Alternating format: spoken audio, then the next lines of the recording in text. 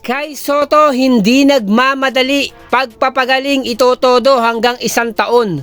Kumusta po mga kasolid? Bagong update.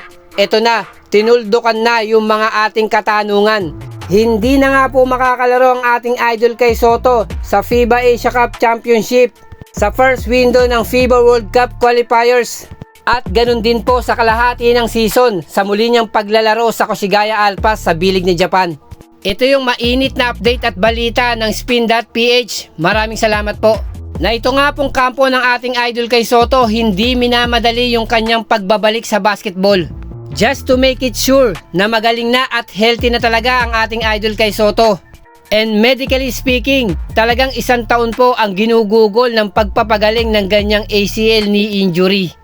Or let's say as of now, wala pa ring timetable yung pagbabalik ng ating idol kay Soto sa mundo ng basketball. Hindi rin ibig sabihin after 1 year pwede na siyang pumukpok ng todo sa pagbabasketball. Ang ibig sabihin lamang po, magsisimula muli siyang magpakondisyon. Tatantyahin niya yung kanyang tuhod na may limitadong playing time. O para mas maliwanag po, after a year pa po na makakalaro ng mga light basketball scrimmages ang ating idol kay Soto. Na ganito yung proseso ng pagpapalakas muli sa isang player na nagtamo ng isa pong major injury katulad ng sa ating idol kay Soto.